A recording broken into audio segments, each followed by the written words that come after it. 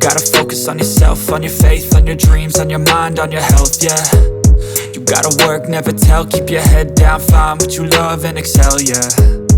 Push and pull and... Today's preview is another early access hands-on, and this time I've got the Xiaomi 17 Ultra Leica Edition with me. 2 Ultra models in a single year. Honestly, it makes you wonder how other brands are going to keep up. You've probably already watched the full review of the standard version on my channel, so in this video we'll focus on what makes the Leica Edition special, especially the design differences and the camera experience. No wasting time here, Mike. A quick shout out to my tech partner from China for sharing this video. A big thank you for making this possible. Hey everyone, it's Maiky from techmaiky. If you love staying updated with the latest gadgets, make sure to subscribe and hit the notification bell so you never miss out on our exciting tech content. Now, let's dive into the unboxing. The Leica Edition arrives in a square box sealed with white plastic. Right in the center, the orange and red Xiaomi and Leica logos really stand out. You'll also notice 2 logos engraved on the black box itself. The whole unboxing experience feels very ceremonial. On top, there's a card, and this time it's signed by Lu Xun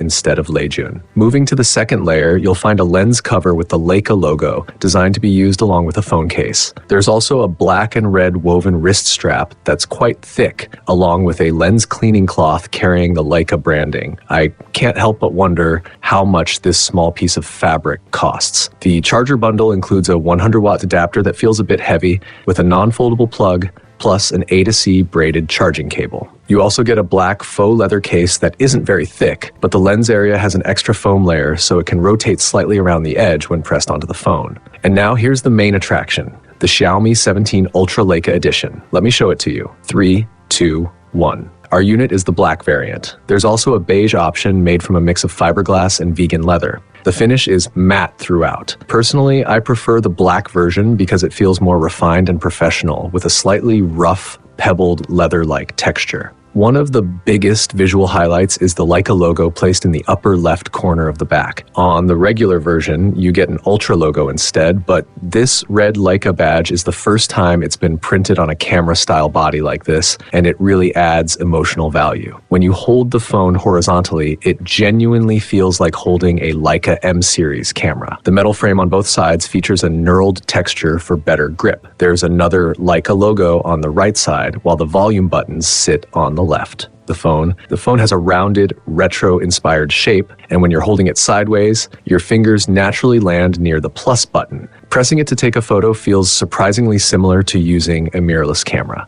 Even the power button is nicely rounded. The whole design clearly emphasizes that this is a camera-first smartphone. If you had to rate the appearance out of 5, what score would you know in the comments? The second major design highlight is the master zoom ring, which you won't find on the regular version. This ring mimics the way a real camera operates, letting you rotate it to control different functions. The resistance is very well tuned, with 20 ball bearings inside. Even with those bearings, it doesn't have a clicky mechanical feel. Instead, it spins very smoothly, with vibration feedback to match. It connects to the optical sensor through a gear mechanism, and we'll get into what it can do a bit later. As for the camera hardware itself and the lens layout, both versions are identical, featuring a 1-inch main sensor and a 200-megapixel large sensor for mid to long-range telephoto shots. If you want a deeper breakdown of the specs, let me know in the comments. The camera module looks large but isn't overly thick, with a subtle step at the bottom and a textured finish around the entire outer ring. On the regular version, the module has 2 layers, with the textured surface on the bottom and a glossy layer on top. In terms of feel, this phone is actually quite slim and light for an Ultra model, measuring 8.46 millimeters thick and weighing 229.8 grams. The top half doesn't feel heavy at all, and it's something you really need to experience in person. The third standout element is the exclusive theme and animations. Once you enter the home screen, the entire interface follows a black, gray, and red color scheme. Many popular third-party apps have also been redesigned to match, which looks fantastic, although the colors don't always blend perfectly when you install other apps. The exclusive charging animation shows a scale running from 0 to 100%, which is a nice touch. By the way, the included case supports magnetic wireless charging. There's also a unique animation when you open the camera for the first time. Let me show you the genuine reaction from a Mi fan in our studio when they tried it. This Leica Edition clearly delivers much more emotional value than the standard model. The master zoom ring is enabled by default and adds a very hands-on shooting experience. Quickly spinning it back and forth lets you open the camera instantly, whether the phone is locked or you're on any screen. That said, because it's so smooth, your finger can easily rest near the camera area when holding the phone, which sometimes leads to accidental touches.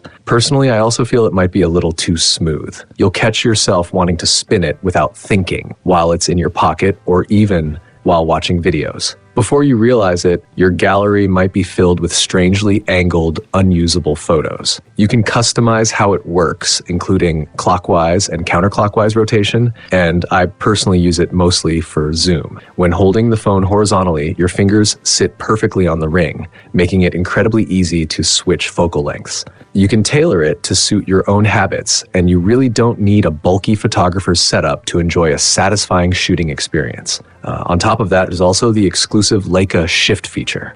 By swiping left on the camera interface, you can access Leica Shift, which is completely absent on the regular version and adds another layer of creative control. The shutter button at the bottom is different from the others and has a raised three-dimensional feel, while the standard shutter button is completely flat. Tapping the icon in the lower right brings up classic Leica M9 and M3 camera styles. After actually using them, all I can say is this: insanely photogenic. Let's take a look at some sample shots. Even as someone who isn't exactly confident about their photography skills, the photos I took, with the exclusive watermark, look surprisingly professional. The lighting conditions were great when these were shot, and the M9 style really deepens the shadows. The contrast between light and dark is very strong, and the colors appear richer and more saturated. The photo taken through the car window captures a clear contrast between night and day, while the lakeside shot highlights the M9's signature blue-green tones. With the reflections in the water and the shadows from the trees, it almost feels like an oil painting. This time, it truly feels like a real Leica experience.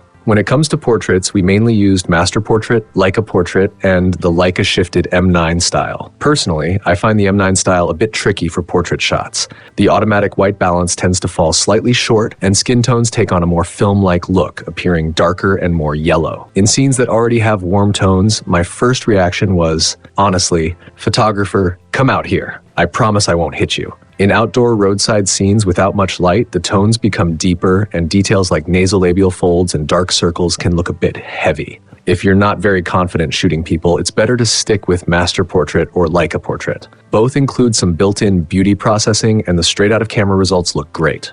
This year, after spending time with the Xiaomi 17 Pro series, it really feels like Xiaomi has made noticeable progress in portrait photography. In the past, my impression was that portraits often looked yellowish and dark, and sometimes the beauty effects felt overdone. This time, though, Xiaomi clearly listened to feedback. These backlit portraits look very natural and sharp. Hair details are smooth, the edges are clean and well-defined, and skin tones look bright and almost crystal clear. At night, we tested portraits in a Christmas scene with very complex lighting and lots of different light sources. Even though the background lights were mostly suppressed, skin tones remained fair and clear, and the makeup looked natural. Overall, the portrait performance scores very high. Next, let's talk about portrait telephoto performance. Xiaomi has also added live photos to portrait mode this time. The focal length shown at the bottom can be customized, but it doesn't recalculate the cover frame. If you manually select a live photo cover, it's not as sharp as the default frame and doesn't retain HDR effects. I really hope Xiaomi improves this in a future update.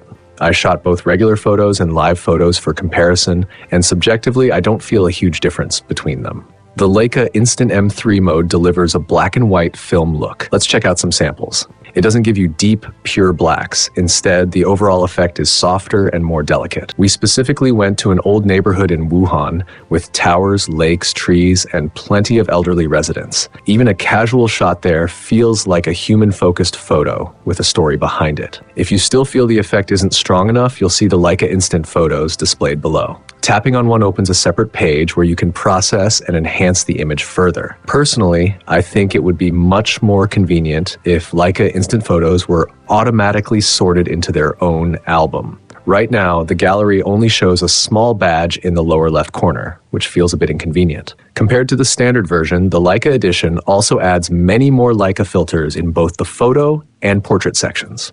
The regular version includes filters like Vivid, Natural, and Monochrome, but the Leica Edition offers a much wider selection, all labeled in English. I won't read them out one by one. I'll just add some background music and show you the introduction page instead. We also took some normal sample photos, which you can see here. For everyday shooting, there's essentially no difference between the Leica Edition and the standard version because the hardware is exactly the same. The real difference lies in the extra dedicated shooting modes and the expanded set of style filters. We won't go too deep into those since another reviewer has already posted a very detailed comparison with plenty of sample shots. If you're interested, definitely check that out. Now that we've covered the entire imaging experience, out of 5 points, what score would you give it? Personally, I think this generation represents a big step forward in camera performance. The Leica Instant camera simulation feels incredibly realistic, delivering strong film-style photos straight out of the camera. Even beginners can easily use the added filters to create images with a strong sense of storytelling. From the exterior design and packaging to the hardware and software tuning, the overall camera customization is excellent and offers a lot of creative fun. The visual appeal and imaging capabilities are genuinely impressive. The only remaining question is whether the price makes sense. Now you get what I mean, right? Let me know your thoughts in the comments. That's it for this video. If you found it helpful, don't forget to like and subscribe for more tech reviews. I'll see you in the next one. Bye.